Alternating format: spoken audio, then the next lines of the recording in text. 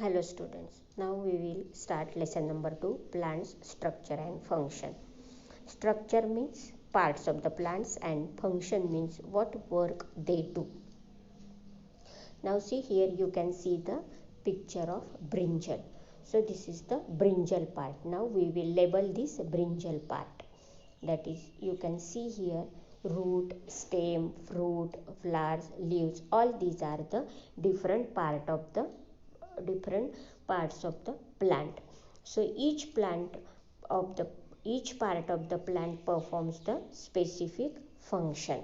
They are doing their work.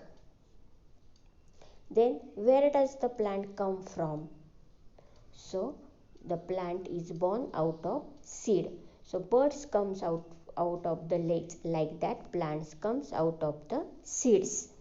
Now see here, we can see here the different types of seeds, and when we sow these seeds we get the plant. After the germination, after the completion of it all phases, we see the baby plant, or these seeds grow into the plant. Now we will see the different phases of the plant, that is how does the plant grow. See here, this is the first phase, that when we saw the seeds, it started germinating. When it started germinating, when the plant gets the favorable condition, or the right conditions, that is for the growing, that is it should get, that seed should be healthy, it should not be damaged, and seeds should get right type of soil and minerals from it. Also it should get right amount of water, air, light and the warmth. Then it started growing properly. See the different phases of the seed.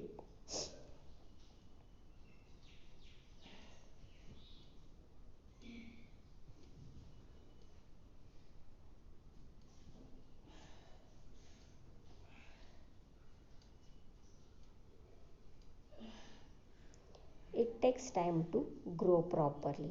So these are the different phases. After every day you can see the some changes in this plant.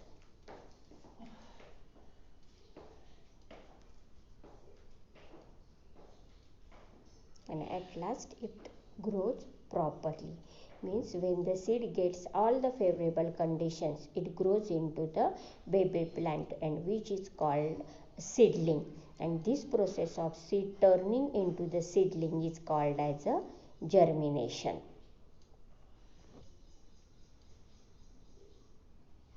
Now see, what is seed? So seed is a small round or the oval object produced by a plant and from which a new plant is born.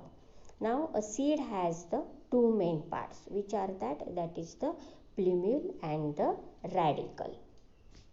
These are the two main parts of the seed. The part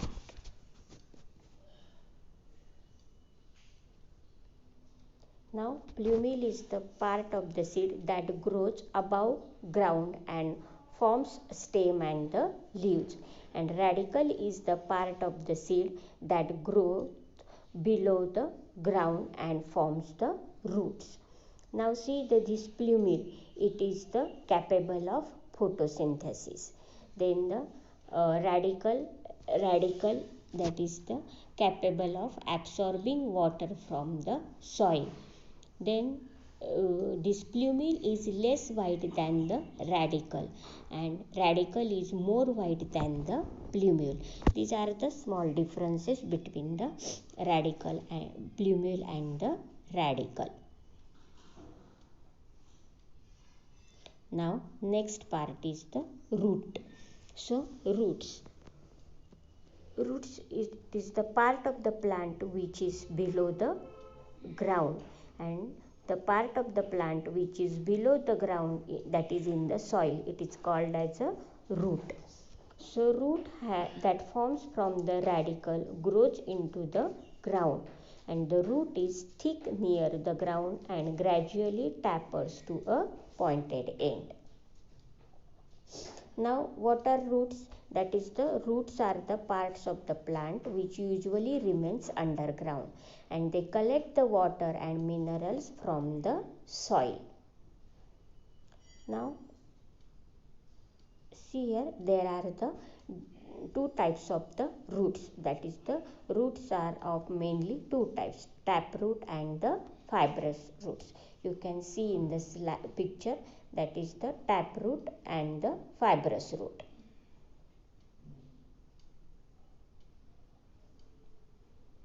Then what are the taproots? The taproot has a large central and dominant primary root from which other secondary roots grow laterally. Taproots are long and goes deep into the ground to find the water and minerals. It grows in the areas where groundwater is not easily available. For example, that is the carrot, pine tree. All these are the examples of the fibrous root. Also, you can see we can discuss about the taproot. That is, the taproot is the straight taproot root which grows vertically down into the soil, and it gives out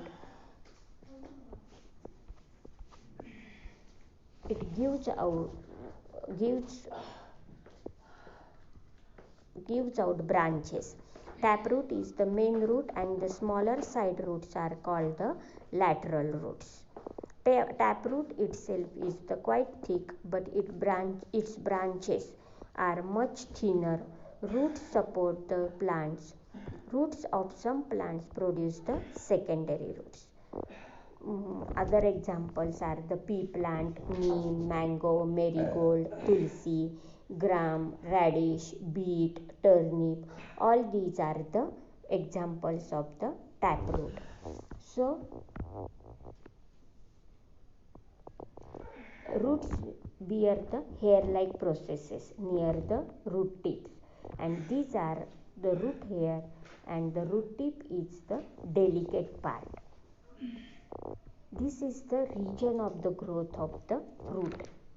The tip is covered by the cap-like structure, and it is called as a root cap, and the root cap protects the root tip from the injuries. Now, second type is the fibrous roots.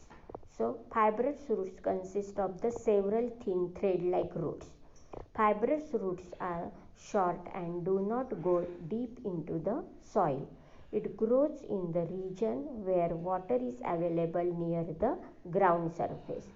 Examples are grass, coconut tree. Some plants, some plants do not have the main root. They have the bunch of similar roots. They are called as a fibrous roots. So, fibrous roots consist of many thin fiber-like roots of the similar size. The fibrous roots spreads out in the soil and gives a firm support to the plant. Also, more examples, that is the wheat, rice, maize, bajra, bamboo, sugarcane, sweet potato. All these are the examples of fibrous roots.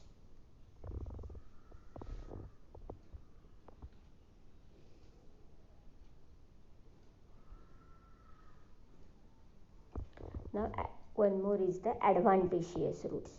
So, what is adventitious roots? That is, the some roots grow from the stem just above the soil, and these are called as adventitious roots. For example, maize, sugarcane. Then, what are the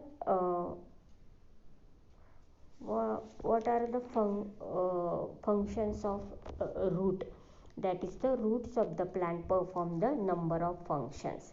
And what are the main functions? That is, the first one is the roots anchor the plant to the soil. It means that roots fix the plant firmly to the soil, This prevents the plants from being pulled out easily or blown away by the wind. Then root absorbs water and minerals from the soil. That is then third one, root helps. So students, we were discussing about the functions of roots. The anchoring and supporting the plant, absorption of water and minerals. Some roots show some modifications for performing additional functions. For example, aerial roots absorb moisture from air. Stilt root give additional support. Runners help in vegetative propagation. It means in the reproduction. Then breathing roots breathe for plants. Some underground roots store food materials. So these are the functions of roots. Now next, in this slide some questions are given for you. So you have to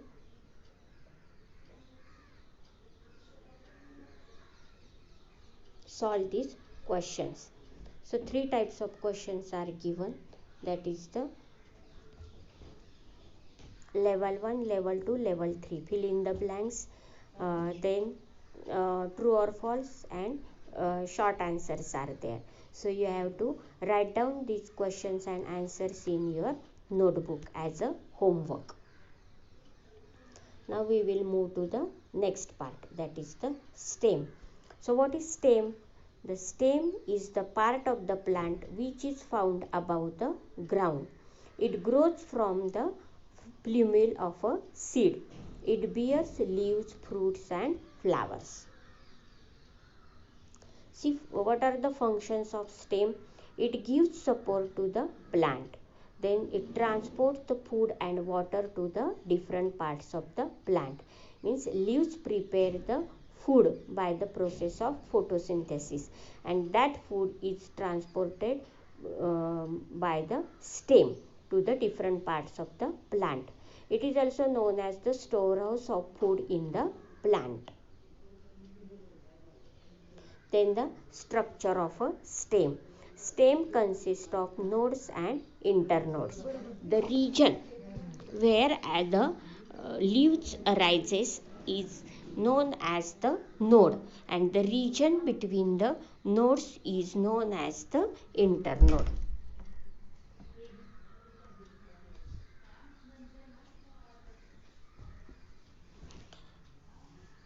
So the part of the plant which arises vertically up from the ground is called as a stem. The stem supports the branches and the leaves. The stem of a plant is a link between the roots and other parts of plant. The stems of most of the plants are quite strong and can stand erect on their own. In most of the cases,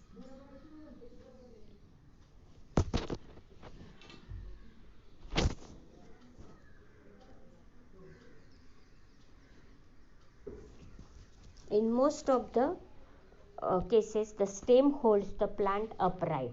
The stems of some plants are weak and cannot stand erect. These are called as creepers. Erect means straight. The stem of a tree is the strongest part of the tree and it is known as trunk. Most of the tree trunks are covered with a tough layer called bark. So bark protects the inner part of the tree. The stem grows above the soil.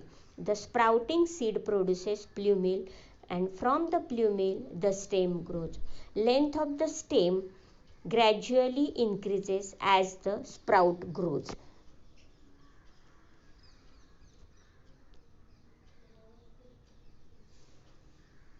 Nodes on the stem are the points from where the leaves come out. Between the two successive nodes is an internode. The tip or the apical end of stem is called as a bud. The next part is a leaf. So what are leaves? Leaves are green, thin, flat organs responsible for photosynthesis in the plant. It arises at the node of the stem. Now functions of leaf. Green leaves prepare food by using water, minerals and carbon dioxide in the presence of sunlight, and this process is called as photosynthesis. Leaves remove excess water from the plants through the tiny pores called as a stomata, and this process is called as a transpiration. There are the minute pores on the surface of leaf which is called as a stomata. Pores means small holes are there. Stomata are so small that we cannot see them with the naked eyes. We have to see them under the microscope. The stomata allow the gases to move in and out of the leaf. They also allow the excess water vapor to go out of the leaf. Now, structure of a leaf.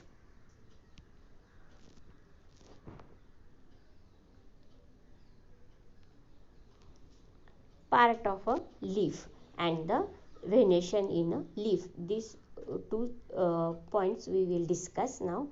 So, first one, what are the parts of a leaf? So, leaves are divided into three main parts, that is the leaf base, petiole and lamina. What are the parts of leaf? See here, we can see here with the arrow, you can see with the help of arrows, that is the what is petiole, what is leaf base and what is lamina. So these are the main three parts of leaf. Now first one is the leaf base. What is leaf base? This is the part where a leaf attaches to the stem. You can see in this picture from where the leaf arises. See here, leaf base with the arrow it is shown. Now next is what is petiole. Petiole is the long thin stalk that links the lamina to the stem, that is called as a petiole. Here you can see. Then next is the what is lamina. Lamina is also known as a leaf blade. It is the green flat surface of the leaves. It consists of small branched veins.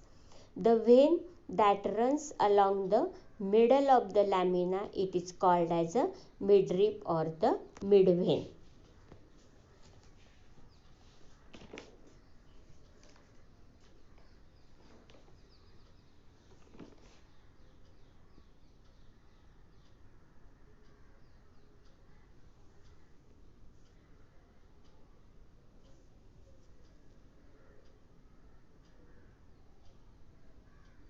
See here, you can see in this slide, that is the lamina. Then what is venation in leaves? Venation is defined as the arrangement of veins in the leaves. Veins help in supporting the lamina and in transportation of water and food. There are the two types of venation, reticulate venation and the parallel venation. So all the leaves contain veins. The arrangement of veins in the leaves of the various plants is the different one. Now first one is the reticulate venation. In the reticulate venation, the veins are randomly arranged that form a complex network.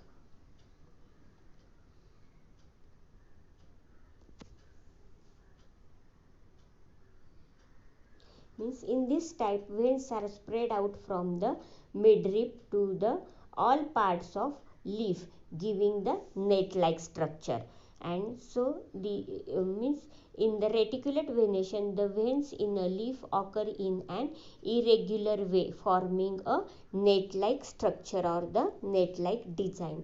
So this is about the reticulate venation. For example, rose leaves are there, then neem tree, mango tree, marigold, tulsi, mustard, sunflower, gawa, tamarind, rose, coriander. All these are the examples of reticulate venation. See here one more leaf of the reticulate venation. Now next is the parallel venation. In parallel venation, the venlets run parallel to the each other. In parallel venation, the veins in a leaf run parallel to the one another on both the sides of the midrib. Example, banana, then rice, it is also called as a paddy, then maize, bajra, wheat, sugarcane, all these are the examples of parallel venation. You can see the banana leaf here. See one more example of parallel venation.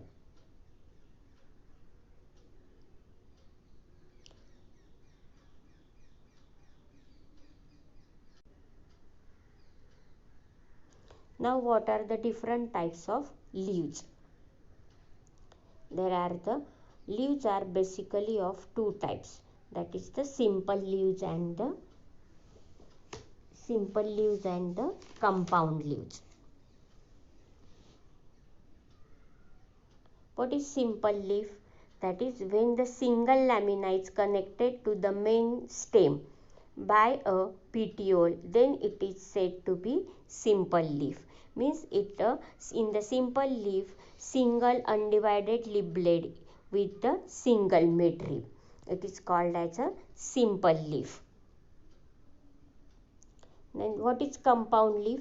When the two or the more laminas are connected to the main stem by a petiole, then it is said to be a compound leaf.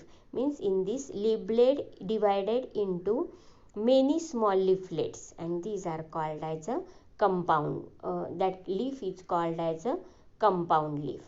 Now see here, some examples are given here of the simple leaves and the compound leaves. You have to identify them. You can draw these diagrams in your notebook and divide them into the simple leaf and the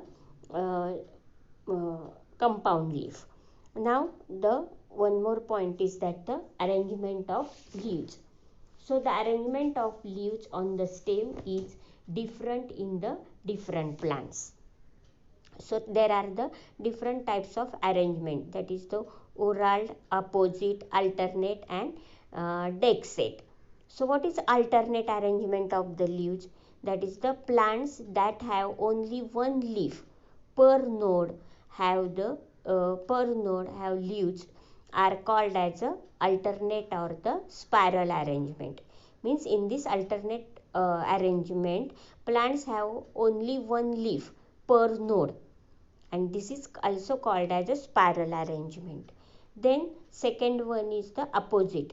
So two leaves arises at the same point with the leaves connecting opposite to the each other along the branch, and it is called as a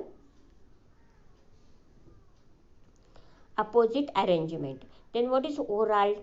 Whorled means if there are three or more leaves connected to at a node, the leaf arrangement is classified as a whorled.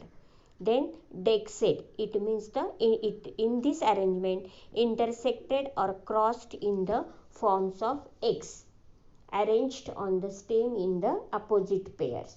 So this is called as a decussate arrangement. So these are the different types of arrangements.